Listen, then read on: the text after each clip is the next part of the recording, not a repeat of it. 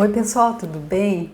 Olha, a gente aqui continuando o livro da Catherine Ponder, As Leis Dinâmicas da Prosperidade, esse livro que a gente estudou a primeira parte em 21 dias, e aí a gente ficou ali firmes, fortes, sendo os guardiões da nossa mente, sendo os observadores conscientes, porque a Catherine Ponder, ela diz que esse livro aqui, se a gente colocar as leis que ela está explicando aqui, as dicas que ela está dando aqui, se a gente colocar em prática, a gente pode transformar uma vida de falta e escassez, se for o nosso caso, em todos os setores.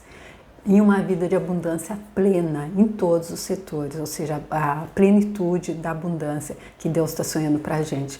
Ela diz aqui que Deus, ela é pastora de uma igreja que prega que Deus quer que nós queiramos ser ricos, financeira, de saúde, de amigos, de sucesso em todos os setores da nossa vida. E o que é lógico, né? Então ela fala aqui de algumas coisas, algumas crenças que a gente tinha de coisas que estão escritas na Bíblia que a gente interpretou de modo errado e acreditava que Deus não quisesse que a gente fosse rico. E ela então coloca isso por terra aqui. E nós estamos estudando esse livro com essa expectativa de chegar no final dele e ter alcançado todo o pó de ouro que ela garante que há pra gente aí no ar. Ela garante que há pó de ouro no ar para mim, para você e para todos que decidiram e deliberadamente cultivar pensamentos prósperos. Ela diz que a partir disso a gente pode começar a assimilar o pó de ouro e então receber os resultados dourados, começar então a apreciar, começar a então, como que diz, experienciar os resultados dourados. E aí, como o Fábio disse, começar então a assentar todo esse ouro na nossa vida, todo esse ouro, entre aspas, né, que a gente sabe que é toda essa plenitude que a gente busca para todos os setores da nossa vida, que é exatamente o que Deus está sonhando para a gente.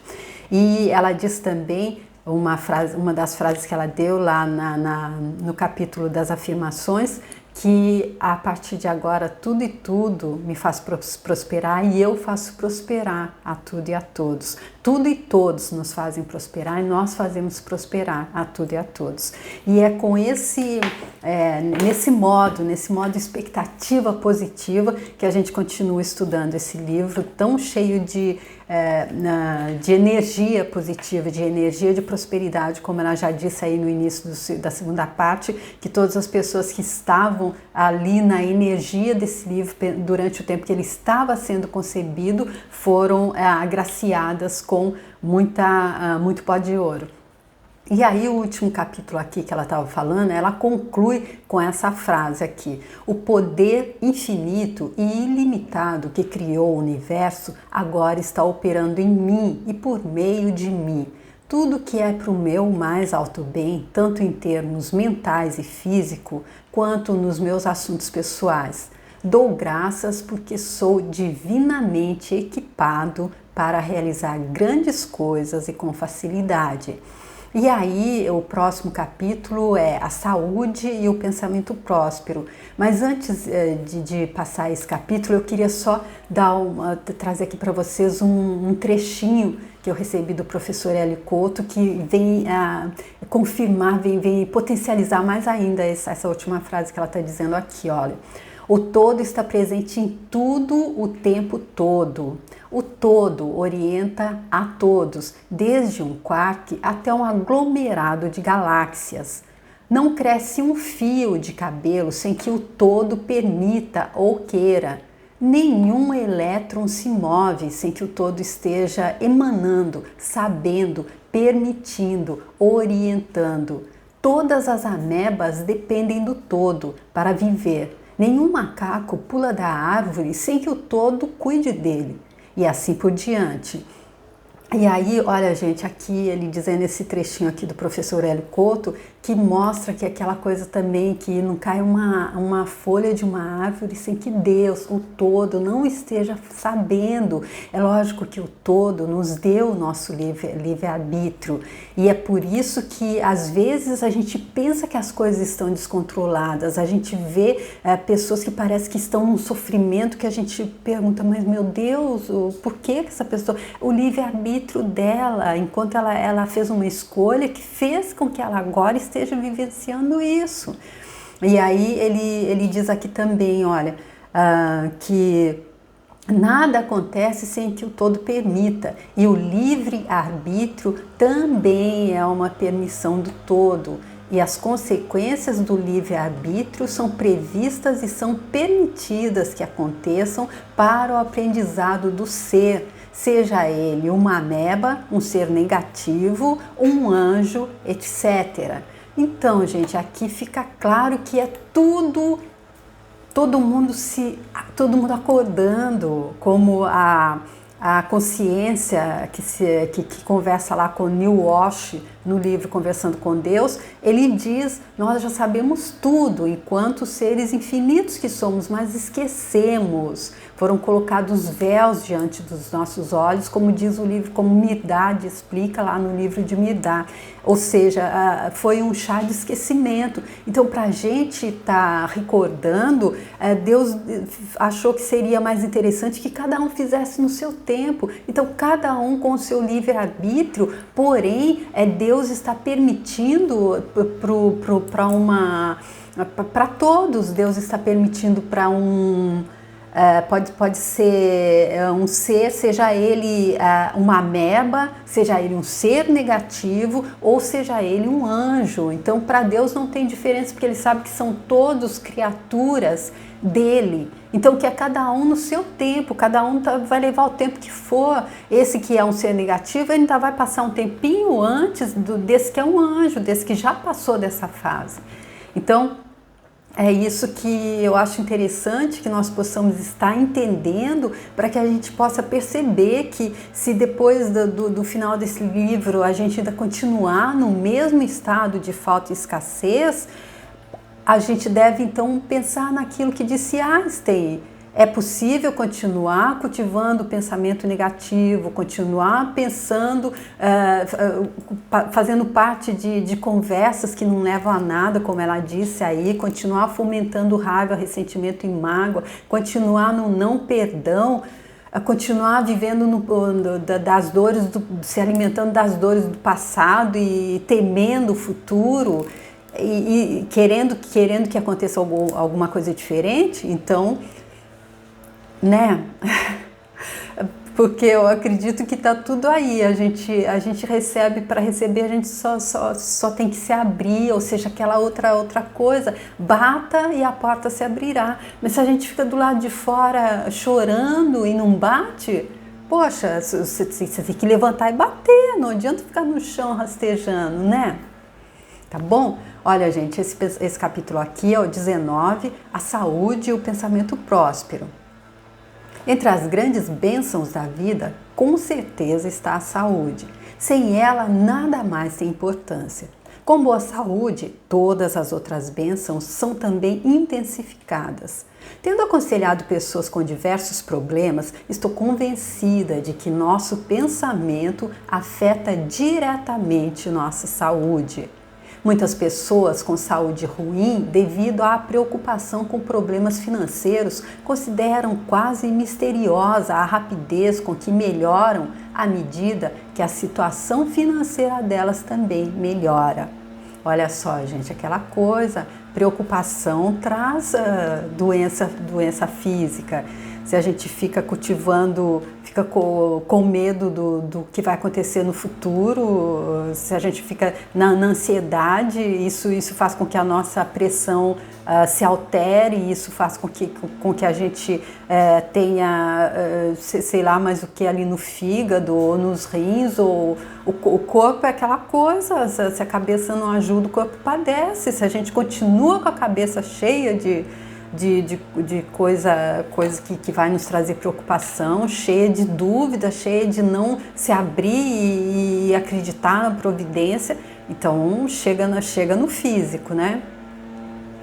Um ótimo executivo que tinha gozado de boa saúde durante anos enfrentou problemas sérios nos negócios. Desenvolveu então úlceras gástricas, que mais tarde se mostraram malignas, tornando necessárias diversas cirurgias.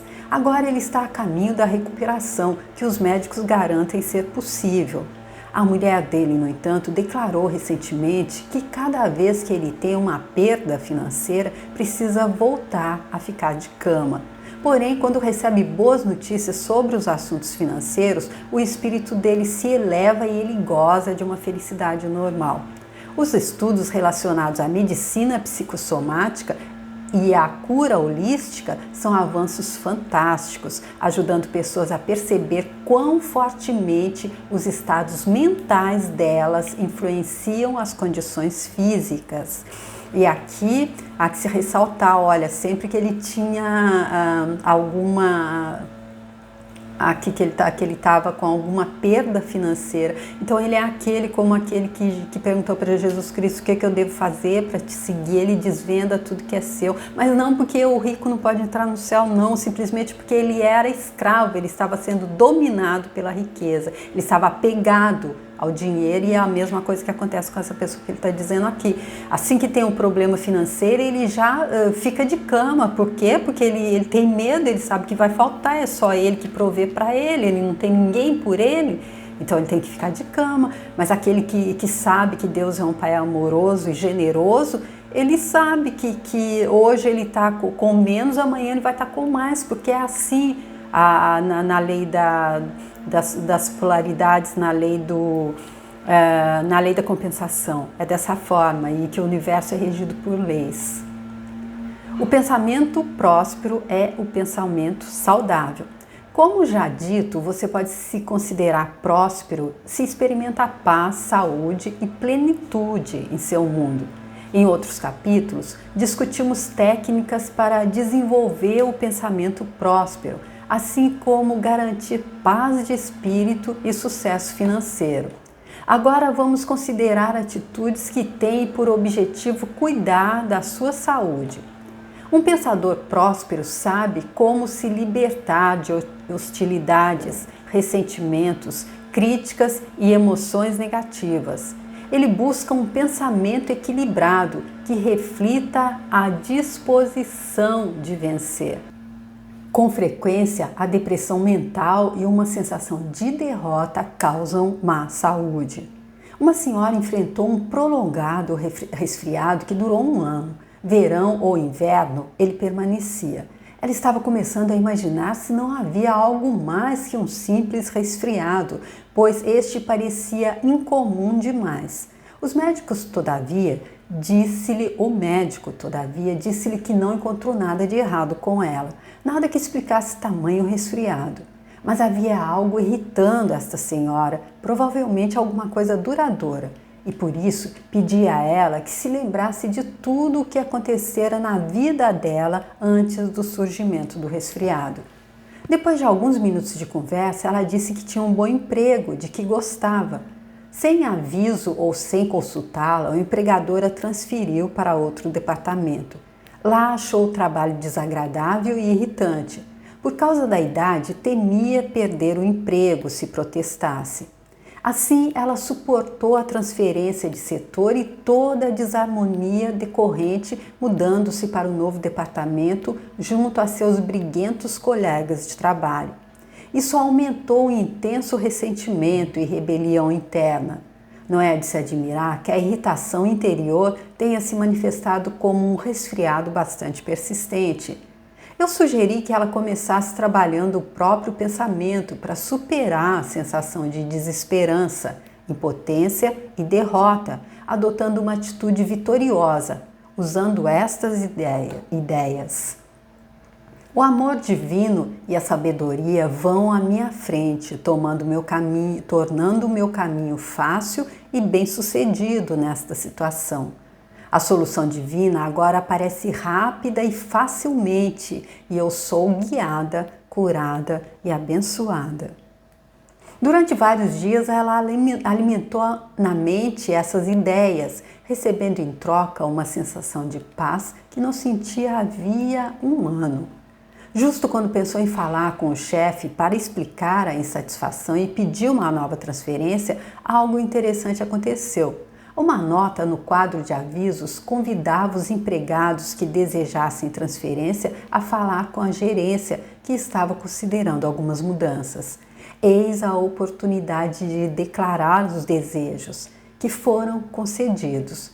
Seus sentimentos interiores se harmonizaram e ela percebeu que o resfriado começou a se dissolver, logo desaparecendo por completo. Olha aí, gente, como é que é tudo holístico, então, como ela diz. Que começa, então, no pensamento, depois o sentimento, o emocional e depois aparece no físico, né? E é como aquela coisa que eu já contei aqui, aquela analogia que se faz de quando a gente está com ressentimento e mágoa, é como se a gente estivesse colocando batata dentro de um saco que a gente carrega nas costas. Isso só vai pesar para a gente, só vai trazer desconforto e vai nos tornar desagradáveis se a gente não muda isso, e vai nos tornar doentes também, como ela está dizendo aqui. A desarmonia causa má saúde. De fato, se existe saúde ruim, é porque a pessoa doente está sujeita à desarmonia interna da mente, do corpo e dos assuntos pessoais dela. O pensamento próspero, expressado na forma de ideias harmoniosas, ajuda a criar equilíbrio no corpo, nos relacionamentos e no ambiente. Olha aqui, gente, voltando o que ela passou ali a alguns capítulos anterior aí, a lei do charme. Ela diz que quem tem charme tem tudo e quem não tem charme, tudo que tem não serve para nada. E ela diz que o charme é harmonia e equilíbrio. Então, olha aqui ela dizendo, tudo de novo, uma pessoa doente está sujeita à desarmonia interna da mente, do corpo e dos assuntos pessoais. Uma criança em idade pré-escolar estava sofrendo de hemorroidas. O psiquiatra dela achava que era uma condição incomum para uma criança daquela idade. Ele estudou discretamente a situação doméstica dela a fim de descobrir se havia alguma desarmonia que pudesse ter conexão com a condição física dela. Logo se descobriu que a mãe da criança não sabia nada sobre o poder de atitudes em afetar a saúde de alguém. Ela sempre insistia que o pequenino limpasse o prato a cada refeição, a despeito de como ele se sentia ou de como estava o apetite dele. Acontece que essa criança era alguém que ousava pensar por si mesma. Em várias circunstâncias, se recusava a comer. Pensando no dever dele, a mãe o tirava da mesa e batia nele, o que acabou se tornando um evento diário na jovem vida dessa criança.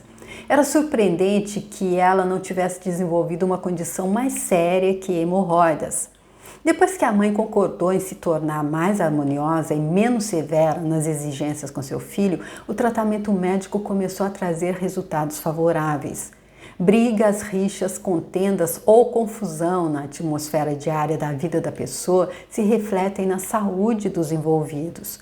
O corpo é um instrumento muito sensível, plástico, que se molda a pensamentos, emoções e palavras expressas por ele e para ele. Olha, gente, que importante isso aqui, ela mostrando então que a gente deve ter essa consciência. Se você não está contente com o seu corpo, cada vez que você se olha no espelho e diz coisas negativas, mais ele vai te mostrar isso. E se você tá também desenvolvendo pensamentos negativos, emoções negativas, tudo que está acontecendo lá nos outros corpos vai ser atualizado pelo corpo físico, vão ser as doenças que vão aparecer. O pensamento saudável é uma arte antiga. Não há nada de novo sobre as verdades que revela aqui, as de que pensamentos e sentimentos controlam o nosso corpo. Se as ciências da antiga Babilônia tivessem nos chegado intactas, nossa civilização poderia estar muito mais avançada do que é hoje. Os babilônios usavam pedras para curar o câncer, além de serem peritos no uso de psicossomáticos, de várias técnicas mentais e até de hipnose. Acredita-se que Abraão, que viveu na cidade babilônica de Ur, tenha aprendido as formas de tratamento lá, levando-as aos hebreus, que as usaram ao longo dos séculos com sucesso. De qualquer modo, os autores da Bíblia pareciam entender que a doença era causada pelo pensamento negativo e pelo sentimento incorreto, como se pode perceber nos escritos deles. Moisés ressaltou o poder para a saúde de atitudes e reações emocionais corretas, destacando também quanto o negativismo pode gerar doenças. Miriam, a irmã dele, o criticou por se casar com alguém de fora da etnia deles. Por sua atitude crítica, a Bíblia sugere que ela contraiu lepra, sendo curada depois pela oração de Moisés. Em outra história do Antigo Testamento, descobrimos que uma atitude equivocada matou Asa, um dos reis da Judéia. Ele não acreditou na possibilidade da cura espiritual e quando os pés dele ficaram seriamente doentes, acabou falecendo. Elias e Eliseu curavam com métodos mentais e espirituais, como também faziam Jesus, Paulo e os primeiros cristãos. Médicos de culturas primitivas percebiam a necessidade de mudar as atitudes dos pacientes deles a fim de curá-los. Em um esforço para atrair a atenção dos pacientes, eles usavam máscaras, entoavam encantamentos, dançavam e atuavam de vários outros modos que hoje nos pareceriam estranhos. Eles acreditavam que se os enfermos pudessem redirecionar as mentes deles para longe dos problemas, a cura viria. Olha, gente, que sabedoria incrível essa! Se os enfermos pudessem redirecionar as mentes deles para longe dos problemas. Olha o que é o poder mental. E olha o que é o trabalho da gente estar fazendo essa transmutação mental. Há que se estar muito consciente disso, gente, de que nossa vida, a nossa realidade é reflexo dos nossos pensamentos e que só nós podemos mudar os nossos pensamentos. As atitudes podem curar. Uma dona de casa contou como melhorou a saúde dela depois de mudar as atitudes. Durante 12 anos, tive uma doença crônica na vesícula biliar que me causava muitas dores. Durante um ano, também tive bursite, que piorava progressivamente. Meu marido e eu oramos pela minha saúde. Tentamos todos os tipos de tratamento médico, em vão, pois a dor continuava. Eu estava começando a imaginar quanto tempo mais eu iria aguentar. Então ficamos sabendo de uma série de palestras sobre prosperidade em nossa vizinhança.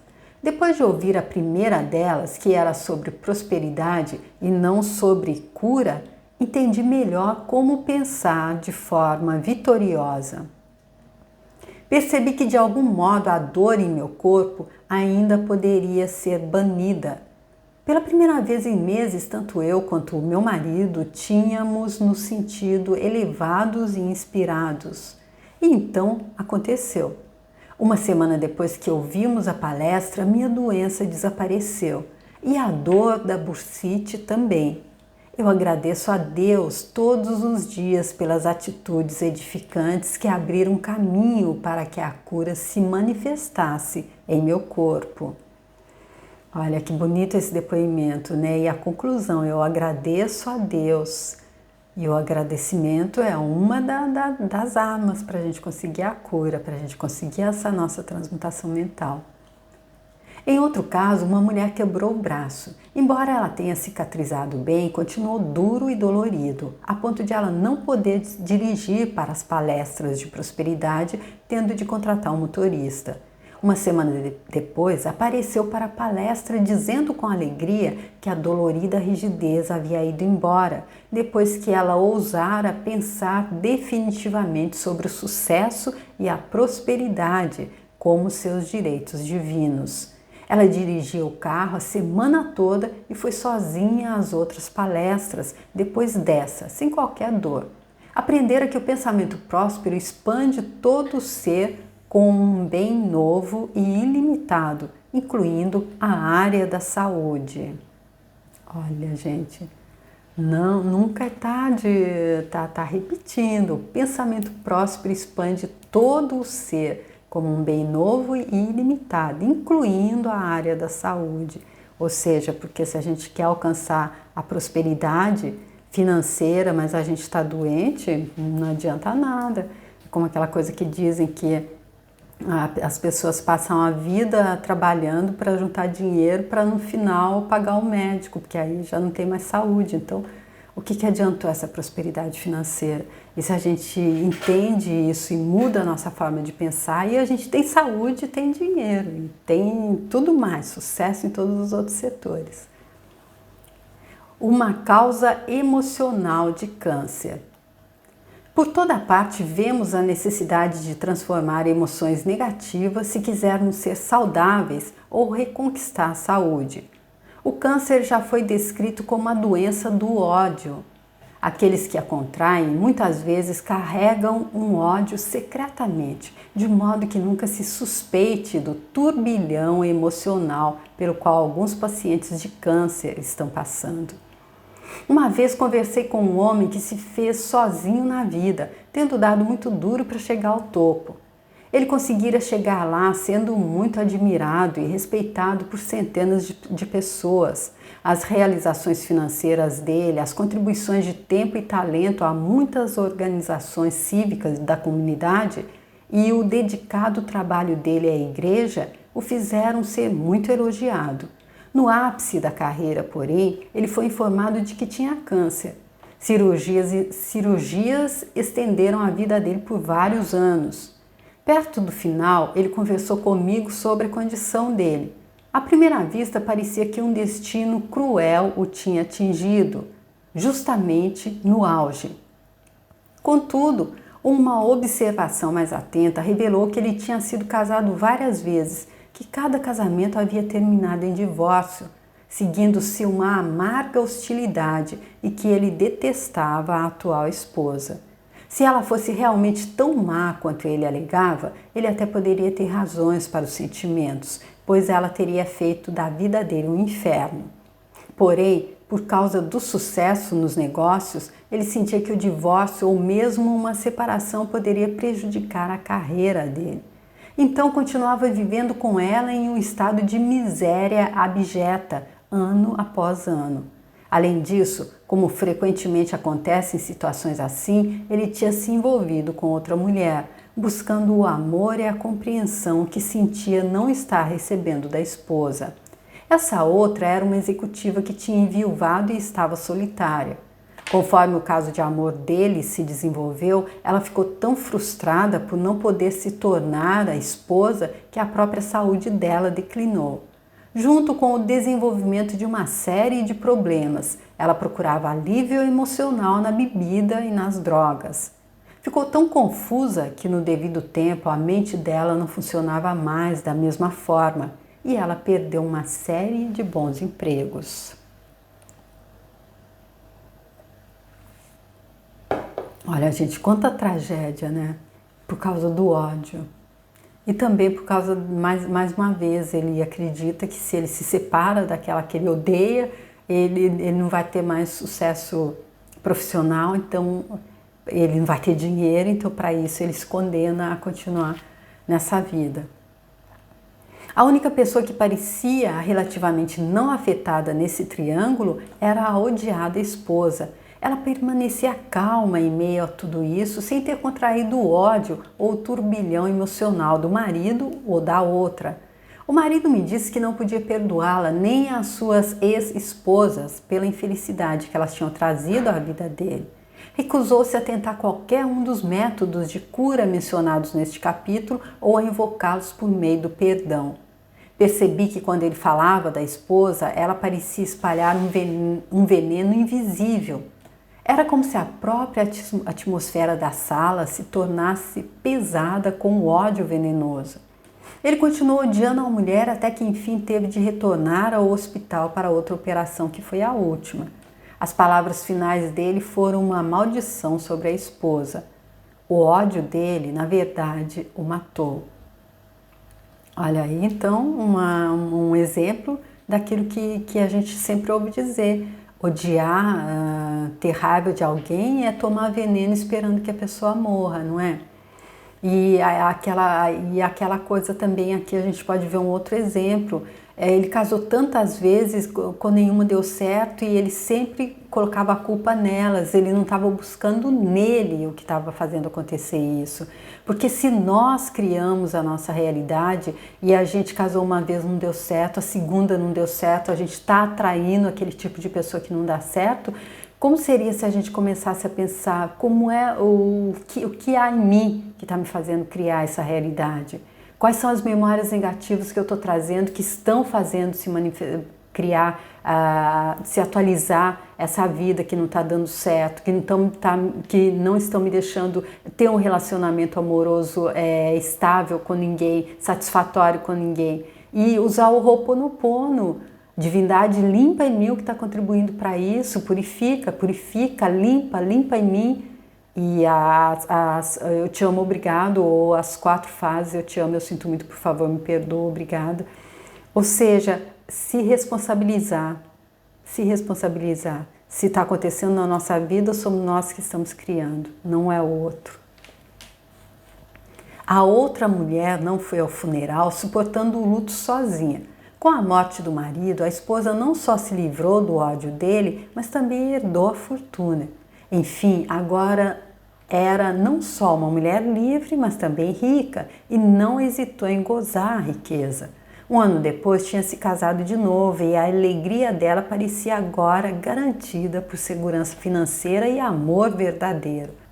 Ao se recusar a responder ao ódio com ódio, essa mulher se tornou a única dos 3 envolvidos que saiu vitoriosa da situação.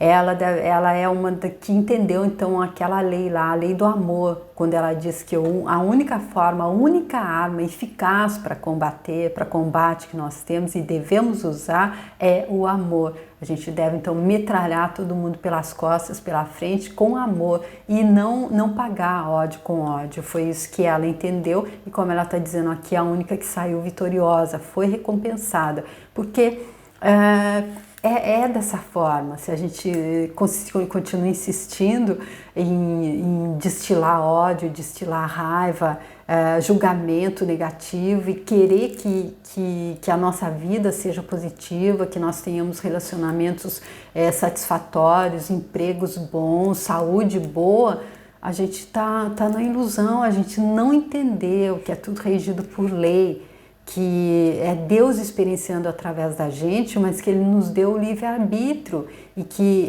Ele não mexe com o nosso pensamento, somos nós os guardiões da nossa mente, somos nós os responsáveis por aquilo que a gente cultiva na nossa mente, aquilo que a gente alimenta. Como é que a gente está alimentando a nossa mente? O que é que a gente está alimentando? É o lobo ou o cordeiro que há na gente? É essa escolha que faz toda a diferença, que faz com que a gente possa conseguir estar criando a prosperidade, a abundância, ou estar criando a falta, a desarmonia, a doença, que leva a esse final. E um final que nem é um final, mas aí é também mais profundo do que isso também. Mas então, gente, eu fico aqui com essa primeira parte então desse capítulo aqui, que fala então da doença, que fala como é que o corpo somatiza então todas as doenças que começam nos outros corpos sutis por causa dos nossos pensamentos. E se a gente quer transformar isso, se a gente quer ter um corpo saudável, quer uma vida saudável, plena em todos os setores, temos que começar a ser os guardiões da nossa mente, temos que começar a ser os observadores conscientes, aqueles que sabem que pensamento negativo só trazem coisas negativas, só trazem sofrimento, que como eu li ali no início, aquele texto do professor Hélio Couto, o todo está vendo tudo que está acontecendo, é ele que está permitindo que aconteça. Porém, nós temos nosso livre-arbítrio e cada um vai entender isso à medida que cresce. Está tudo em evolução. Tá bom, gente? Eu espero vocês então para o próximo vídeo. Agradeço que vocês que vieram até aqui comigo e até o próximo. Tchau!